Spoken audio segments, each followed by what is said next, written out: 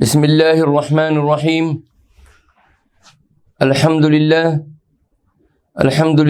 نحمده ونستعینه ونستغفره ونؤمن به ونتوکل علیہ ونعوذ باللہ من شرور انفسنا ومن سیئات اعمالنا من يهده اللہ فلا مضل له ومن يضلله فلا هادی له ونشهد أن لا إله إلا الله وحده لا شريك له ونشهد أن سيدنا ونبينا وحبيبنا ومولانا محمدا عبده ورسوله صلى الله تعالى عليه وعلى آله وأصحابه وأزواجه وذرياته وجميع أهل بيته وبارك وسلم تسليما كثيرا كثيرا أما بعد فأعوذ بالله من الشيطان الرجيم بسم الله الرحمن الرحيم رب اشرح لي صدري ويسر لي أمري واحلل عقدة من لساني يفقهوا قولي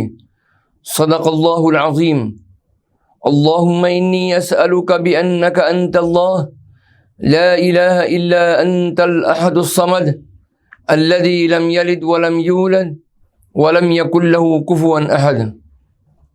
میرے بزرگوں اور عزیز دوستوں، سلسلے کے مخلصین اور ہماری قابل احترام مائیں بہنیں اور عزیز بچیاں، آج درس معیار السلوک کے ضمن میں جو تذکرہ حضرت شیخ عبد القادر جیلانی رحمۃ اللہ علیہ کا چل رہا ہے، اس کی آج 23ویں قسط ہے، اور اس سلسلے کا آغاز حدیث مبارکہ سے کرتے ہیں، جس میں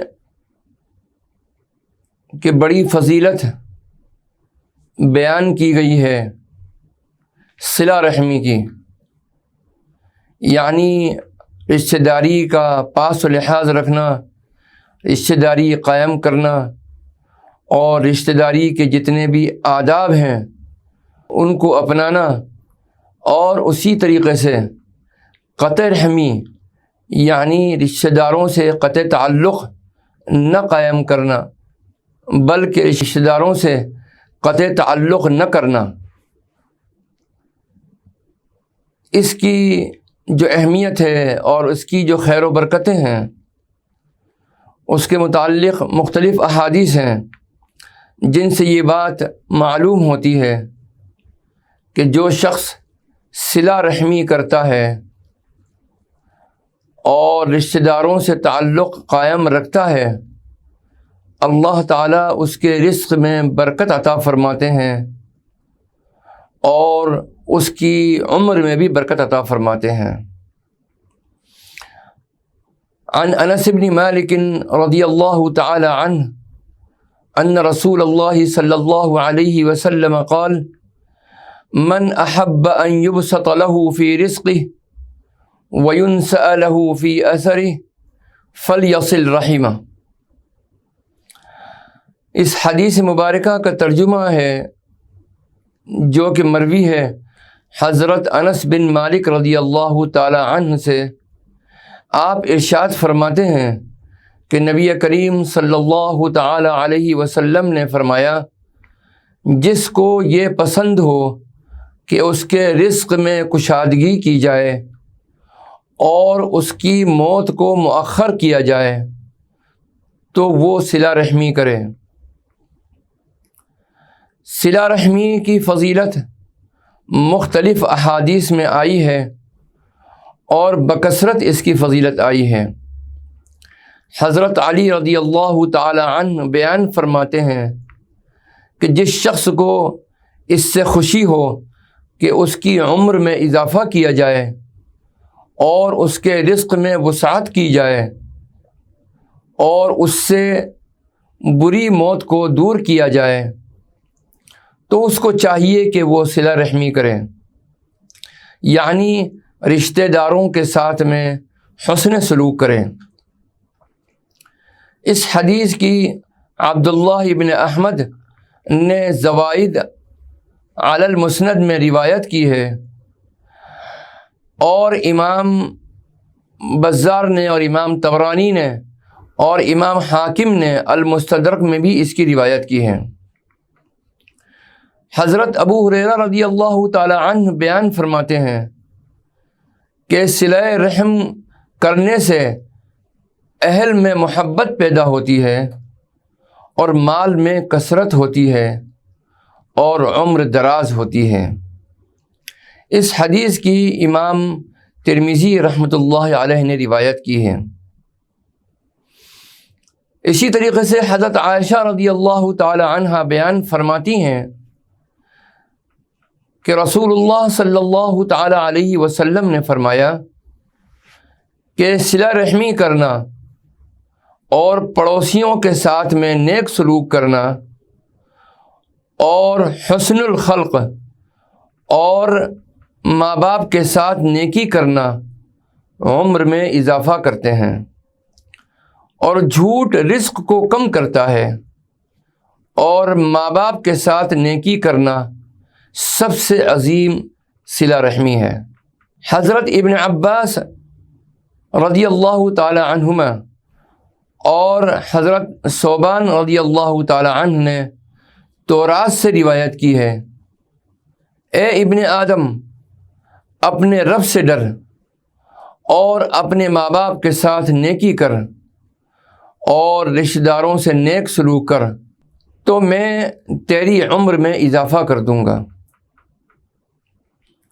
حضرت ثوبان رضی اللہ تعالی عنہ بیان فرماتے ہیں کہ رسول اللہ صلی اللہ تعالی علیہ وسلم نے ارشاد فرمایا، عمر میں اضافہ صرف ماں باپ کے ساتھ نیکی کرنے سے ہوتا ہے، اور رزق میں اضافہ صلہ رحمی کی وجہ سے ہوتا ہے اور اس کے سبب ہوتا ہے۔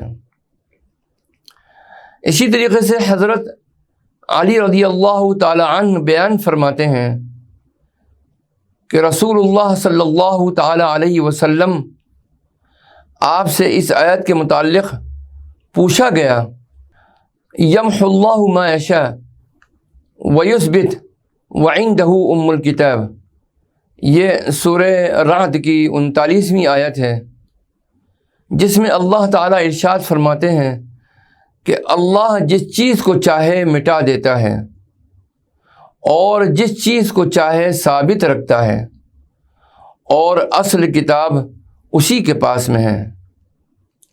تو آپ نے فرمایا کہ یہ صحیح طریقے سے صدقہ کرنا ہے، اور والدین کے ساتھ نیکی کرنا ہے، اور نیک کام کا کرنا ہے، اور صلہ رحمی کرنا ہے۔ یہ امور بدبختی کو نیک بختی سے بدل دیتے ہیں، اور عمر میں اضافہ کرتے ہیں، اور بری موت سے بچاتے ہیں۔ اے علی، جس کو ان اوصاف میں سے ایک وصف بھی حاصل ہو تو اللہ تعالیٰ ان کو 3 خصال عطا فرماتا ہے۔ حضرت عبداللہ ابن عمر رضی اللہ تعالی عنہما بیان فرماتے ہیں کہ رسول اللہ صلی اللہ تعالی علیہ وسلم نے فرمایا کہ انسان صلہ رحمی کرتا ہے اور اس کی عمر میں سے صرف 3 دن باقی رہتے ہیں تو اللہ تعالیٰ اس کی عمر میں 30 سال کا اضافہ کر دیتا ہے۔ سبحان اللہ۔ اور جو مرد قطع رحمی کرتا ہے اور اس کی عمر میں سے 30 سال باقی ہوتے ہیں تو اللہ تعالیٰ اس کی عمر کم کر دیتا ہے، حتیٰ کہ اس کی عمر میں صرف 3 دن رہ جاتے ہیں۔ تو میرے عزیزوں اور دوستوں، چھوٹی چھوٹی باتوں کے ذریعے، اختلافات کے ذریعے صلہ رحمی کے معاملے میں بہت احتیاط رکھو، اور صلہ رحمی کو قائم کرو، اور عزیز و اقارب کے ساتھ میں حسن سلوک کرو، ان سے قطع تعلق مت کرو، وہ تمام خیر و برکتیں جن کا کہ وعدہ اللہ تعالیٰ کے نبی صلی اللہ تعالیٰ علیہ وسلم نے اپنی مبارک احادیث میں فرمایا ہے، وہ سب نعمتوں سے اللہ سرفراز فرمائے گا ان لوگوں کو جو کہ صلہ رحمی کرتے ہیں۔ حضرت عبد الرحمن بن سمرہ رضی اللہ تعالی عنہ بیان فرماتے ہیں کہ ہمارے پاس ایک دن رسول پاک صلی اللہ تعالی علیہ وسلم تشریف لائے اور ہم مدینہ کے چبوترے میں تھے، تو آپ نے فرمایا، میں نے گزشتہ رات ایک عجیب بات دیکھی۔ میں نے اپنی امت میں سے ایک مرد کو دیکھا، اس کے پاس ملک الموت آیا تاکہ اس کی روح قبض کرے، تو اس نے اپنے ماں باپ کے ساتھ جو نیکی کی تھی وہ آئی اور اس نے ملک الموت کو اس شخص کے پاس سے لوٹا دیا۔ سبحان اللہ۔ ابو موسیٰ نے کہا کہ یہ حدیث بہت ہی عمدہ ہے، بڑی مبارک ہے، ساری احادیث مبارکہ ہیں، لیکن یہ حدیث کی کتنی عظیم الشان روایت ہے اور ایسا نسخہ کیمیا ہے کہ انسان اس پر عمل کر کے اپنی دنیا و آخرت دونوں کو سنوار سکتا ہے۔ میرے عزیزوں اور دوستوں، خوش نصیب ہیں وہ لوگ جن کے والدین دونوں کی دونوں یا دونوں میں سے کوئی ایک بقید حیات ہیں۔ ان کو چاہیے کہ اپنے والدین کی عظمت اور ان کے اکرام کا خیال رکھیں اور محبت کے ساتھ میں ان کی خدمت کریں، اور جیسا کہ اس سے پہلے عرض کیا گیا کہ ان کے ساتھ میں حسن سلوک کا معاملہ کریں۔ اللہ تعالیٰ اس کی برکت سے دونوں جہان کی نعمتوں سے ان کو نوازے گا۔ اب ہم آغاز کرتے ہیں حضرت شیخ عبد القادر جیلانی رحمۃ اللہ علیہ کی 28ویں مجلس کا، جو کہ منعقد ہوئی 9 جمادی الاخر 545 ہجری بمقام خانقاہ شریف۔ آپ یہ فرماتے ہیں کہ بلا پر صابر رہنا یعنی مصیبت پر صبر کرنا، فقر پر شاکر رہنا یعنی انسان دست نگر ہو، محتاج ہو، اس کے باوجود بھی اللہ تعالیٰ کا شکر ادا کرتا رہے، شکر کی کیفیت اس کے اندر ہو، تو آپ فرماتے ہیں کہ یہ اللہ سے محبت کی علامت ہے۔ سبحان اللہ۔ آپ متوجہ فرماتے ہیں رسول پاک صلی اللہ تعالی علیہ وسلم کے اس ارشاد گرامی کی طرف جس میں آپ صلی اللہ علیہ وسلم نے ارشاد فرمایا، انہ جاء الیہ رجل فقال له انی احبک فی اللہ عز وجل فقال له اتخذ البلاء جلبابا اتخذ الفقر جلبابا لأنك تريد تتصف بصفتي تتصف بي لأن من شرط المحبة الموافقہ۔ اس حدیث مبارکہ کا ترجمہ یہ ہے کہ ایک شخص آپ صلی اللہ تعالی علیہ وسلم کی خدمت میں حاضر ہوئے، انہوں نے عرض کیا کہ میں آپ سے اللہ کے لیے محبت کرتا ہوں، تو آپ صلی اللہ علیہ وسلم نے یہ سن کر ارشاد فرمایا کہ اگر ایسی بات ہے تو ایک چادر بلا کی یعنی مصیبت کی اور ایک چادر فقر کی یعنی فقر و فاقہ کی بنا لے، کیونکہ تو میری صفت سے موصوف ہونا چاہتا ہے، تو محبت کی شرط یہی ہے کہ مطلوب و محبوب سے سب طرح موافقت ہو جائے، یعنی جو حالات طالب کے ہیں وہی مطلوب کے ہوں، اور جو حالات محبت کرنے والے کے ہیں وہی محبوب کے ہوں، یعنی جو حالات مطلوب کے ہیں وہی طالب کے ہوں، اور جو حالات محبوب کے ہیں وہی محبت کرنے والے کے ہوں، تو جب دونوں کے یکساں حالات ہوں گے تو دونوں کے حالات میں موافقت پیدا ہوگی۔ اسی طرف اللہ کے نبی صلی اللہ علیہ وسلم نے ارشاد فرمایا کہ اگر تم مجھ سے سچی اور پکی محبت اللہ کی رضا کے لیے رکھتے ہو تو یہ جان لو کہ تم پر مصیبتیں اور بلائیں بھی آئیں گی اور تنگ دستی کا بھی تم کو سامنا کرنا پڑے گا۔ حضرت ابوبکر صدیق رضی اللہ تعالی عنہ نے جب حضرت محمد صلی اللہ تعالی علیہ وسلم کی محبت میں تصدیق کی تو آپ صلی اللہ علیہ وسلم پر سب مال قربان کر کے آپ صلی اللہ تعالی علیہ وسلم جیسے بن کر فقر میں شریک ہوئے، یعنی جس طریقے سے کہ رسول پاک صلی اللہ تعالی علیہ وسلم فقر و فاقہ میں زندگی گزارا کرتے تھے وہی حال انہوں نے اپنا بھی بنا لیا، جب کہ آپ بہت صاحب مال تھے۔ ایک گودڑی سے گزر فرماتے، ظاہر اور باطن، اندر اور باہر سے ہر طرح سے آپ کی موافقت کی اور آپ جیسے بن گئے۔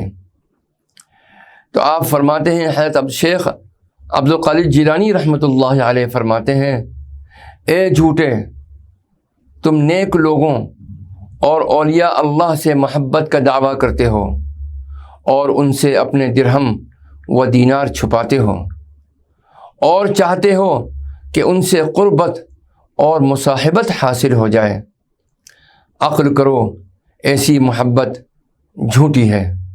محبت والا اپنے محبوب سے کوئی چیز نہیں چھپاتا، اسے ہر چیز پر اختیار دے لیتا ہے۔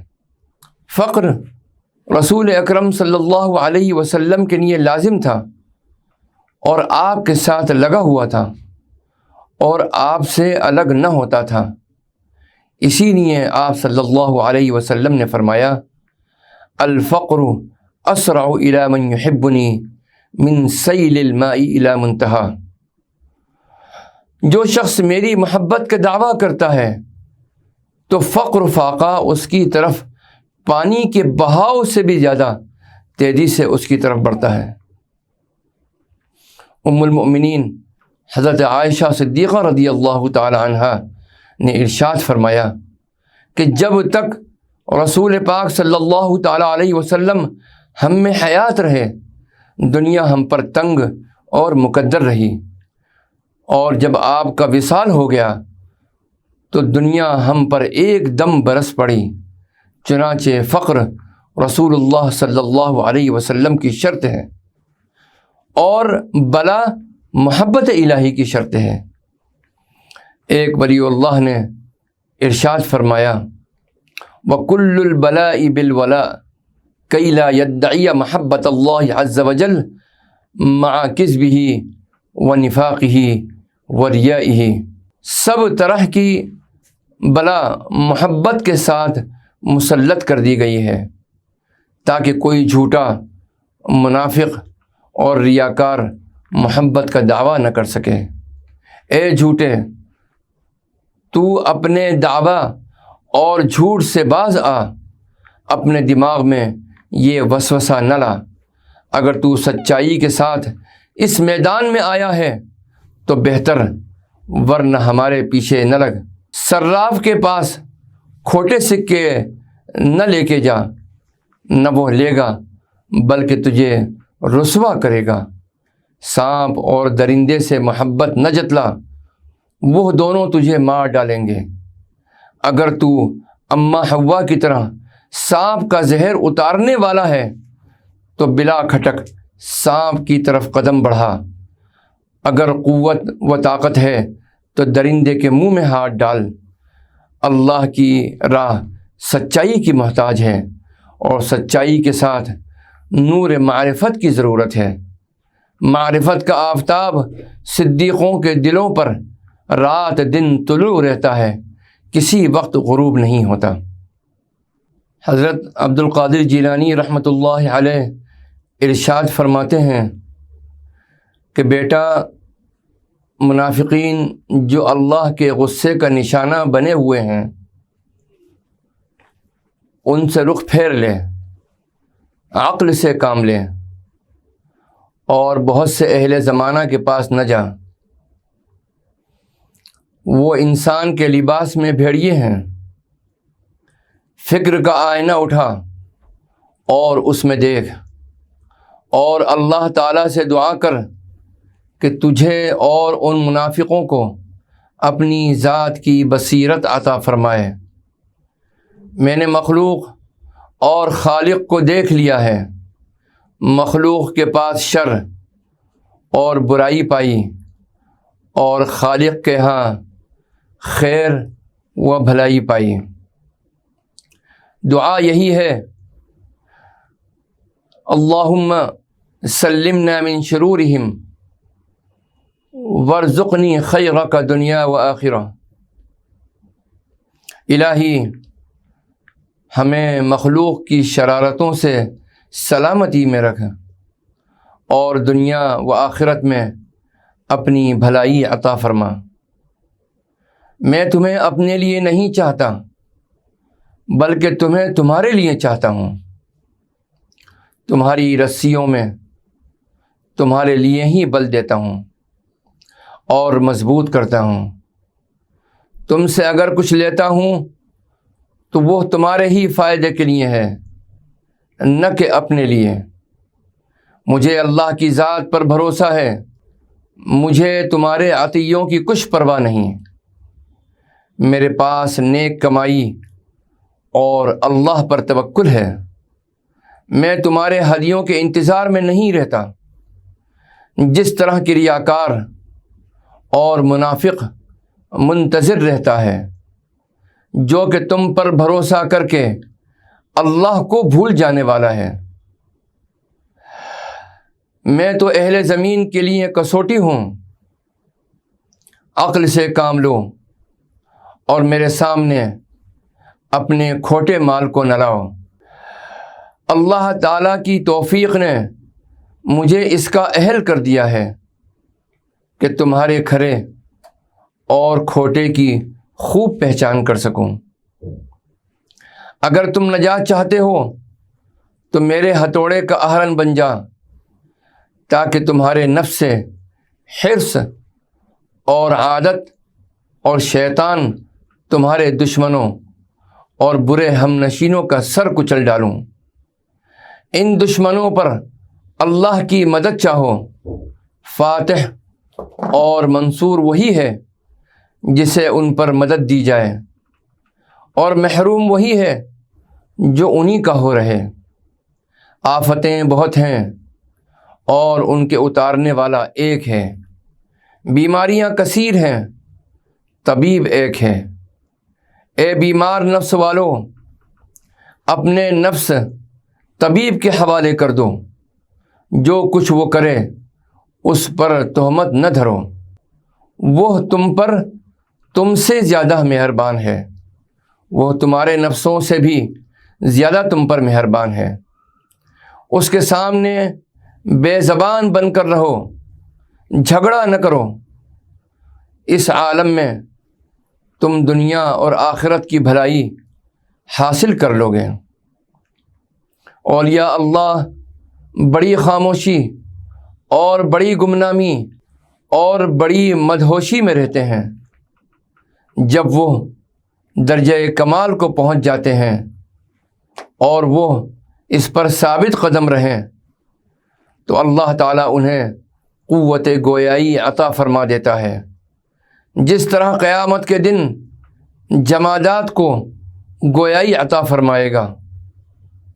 اولیاء اللہ نہیں بولتے جب تک بلوایا نہ جائے، نہیں لیتے جب تک دیے نہ جائیں، نہیں خوش ہوتے جب تک کہ خوش نہ کیے جائیں۔ ان کا ہر کام اللہ تعالیٰ کی رضا کے تابع ہوتا ہے۔ ان کے دل ان فرشتوں کے دلوں سے مل گئے ہیں جن کے بارے میں ارشاد باری تعالیٰ ہے، لا يعصون اللہ ما امرهم ويفعلون ما يؤمرون۔ سورہ تحریم کی آیت مبارکہ ہے۔ اللہ تعالیٰ ارشاد فرماتے ہیں جو اللہ کی نافرمانی نہیں کرتے وہی کرتے ہیں جس کا حکم دیا جاتا ہے۔ وہ فرشتوں سے جا ملے اور مرتبے میں فرشتوں سے بڑھ گئے، معرفت الہی اور اس کے علم میں فرشتوں پر فوقیت لے گئے۔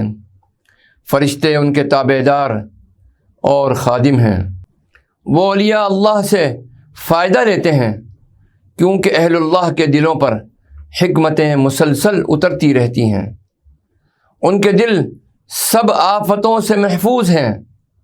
آفتیں ان کے اعضاء و اجسام اور ان کے نفسوں پر آتی ہیں مگر ان کے دل سلامت رہتے ہیں۔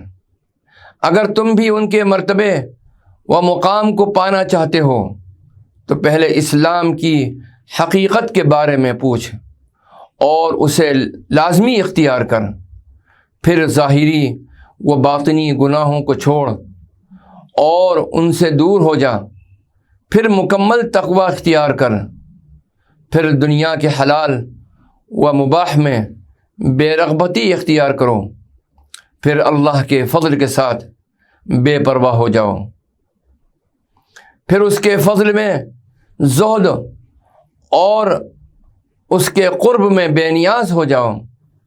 جب اس کے قرب کے ساتھ بے نیازی تیرے لیے موضوع ہو جائے تو تم پر اس کے فضل کی بارش ہونے لگے گی، تجھ پر ہر طرح کے دروازے کھول دے گا، لطف کا دروازہ، رحمت کا دروازہ، احسانوں کا دروازہ، پھر تجھ پر دنیا کو تنگ کر دے گا، پھر اس کی انتہا تک اسے فراخ کر دے گا۔ یہ وسعت اولیاء اللہ اور صدیقین میں سے کسی کو ہی حاصل ہوا کرتی ہے، کیونکہ ان کی پرہیزگاری اللہ تعالیٰ کے علم میں ہے۔ کسی شے میں مشغولیت انہیں اللہ تعالیٰ سے غافل اور جدا نہیں کرتی۔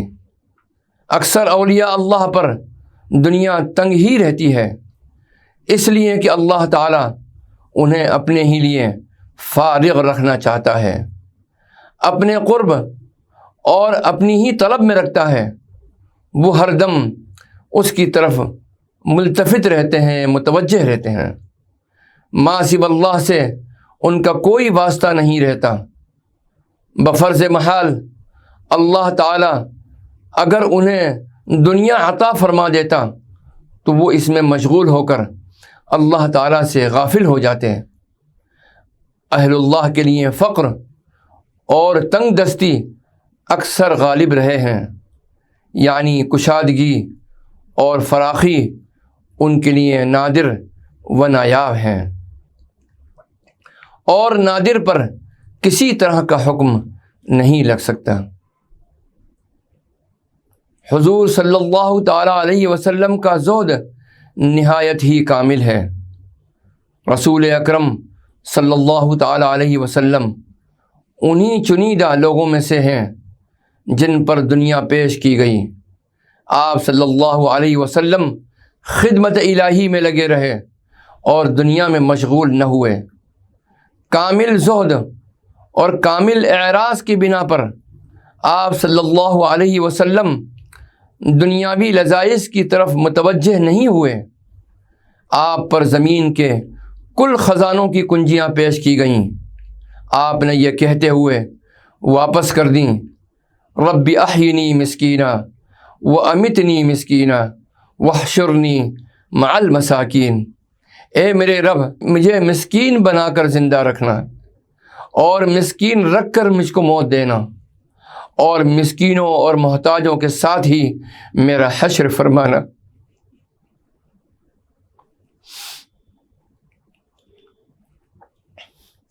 آپ کا زہد نہایت ہی کامل ہے، ورنہ اپنی قسمت کے لکھے ہوئے کو ترک کرنے میں کون قادر ہے؟ ایمان والا حرص کے بوجھ سے سکون میں رہتا ہے، نہ حرص کرتا ہے نہ جلد بازی کرتا ہے۔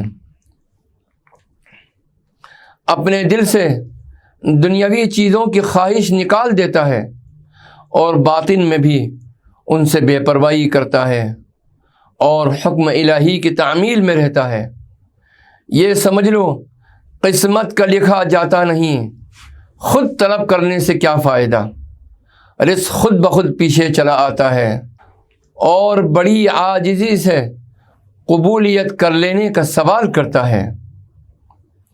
اللہ کے راستے پر چلنے کے لیے ایمان کی ضرورت ہے۔ بیٹا، تمہیں ایسے ایمان کی ضرورت ہے جو اللہ کے راستے پر چلائے، اور ایسا یقین جو تمہیں ثابت قدم رکھے۔ اس راستے میں چلنے سے پہلے تمہیں مال و زر کی تھیلی کی ضرورت ہے، اور آخر کار ایمان کی حاجت۔ بخلاف مکہ مکرمہ کو جانے والے راستے کے، اس لیے کہ یہ راستہ ایمان اور مال و زر کے جمع کیے بغیر فرض نہیں ہوتا۔ اس راستے پر ایمان کے بعد مال آنے پر چلنا ہوتا ہے۔ بعض اولیاء اللہ نے فرمایا مکہ مکرمہ کا راستہ ایمان اور تھیلی کا محتاج ہے۔ حضرت سفیان ثوری رحمۃ اللہ علیہ سے روایت ہے کہ آپ نے فرمایا کہ آپ کی طالب علمی کا زمانہ تھا، اس کے ابتدائی دور میں آپ کی کمر سے 500 دینار کی تھیلی بندھی رہتی تھی، آپ اس میں سے خرچ کرتے تھے اور علم سیکھتے تھے۔ اس پر ہاتھ مار کر فرمایا کرتے تھے اگر تو نہ ہوتی تو لوگ مجھے پاؤں سے روند ڈالتے اور رومال بنا لیتے۔ جب آپ علم سیکھ کر فارغ ہوئے اور اللہ تعالیٰ کی معرفت حاصل کر لی، جتنے دینار بچے تھے ایک ہی دن میں فقیروں پر تقسیم کر دیے، اور فرمایا اگر آسمان لوہے کا بن جائے کہ بارش کی ایک بوند بھی نہ برسائے، اور زمین پتھر کی ہو جائے کہ سبزے کا ایک دانہ بھی نہ اگائے، اس پر بھی اگر میں رزق کی فکر کروں تو میں پکا کافر ہوں۔ سبحان اللہ، کیسا ایمان و یقین تھا ان اکابرین کا۔ اللہ ایسا ایمان ہمارا اور آپ کا پوری امت مسلمہ کا بنا دے۔ نیک کمائی اور سبب کے ساتھ تعلق کو لازم جانو، اس کے بعد جب ایمان قوی ہو جائے پھر سبب کو چھوڑ کر مسبب کی طرف چلا، یعنی اسباب پیدا کرنے والی کی طرف چلا، یعنی اللہ تعالیٰ کی طرف متوجہ ہو جا۔ حضرات انبیاء کرام علیہم الصلاۃ والسلام ابتدائی احوال میں کسب بھی کرتے رہے اور قرض بھی لیتے رہے اور اسباب کے ساتھ پابند بھی رہے، آخر کار توکل اختیار کیا۔ ابتدائی اور انتہائی احوال میں انہوں نے کسب اور توکل کو شرعی اور حقیقی طور پر جمع کیا، وہ دونوں کے جامع رہے۔ سبحان اللہ۔ اللہ تعالی ہم سب کو اپنے فضل و کرم سے ان ہدایات پر عمل کرنے کی توفیق رفیق عطا فرمائے۔ وآخر دعوانا ان الحمد للہ رب العالمین والصلاة والسلام علی النبی الکریم والسلام علیکم ورحمۃ اللہ وبرکاتہ۔ بسم اللہ الرحمن الرحیم۔ اللہم صلی علی سیدنا و مولانا محمد وعلی آل سیدنا و مولانا محمد وبارک وسلم۔ اللہم انت السلام ومنک السلام تبارکت یا ذا الجلال والاکرام۔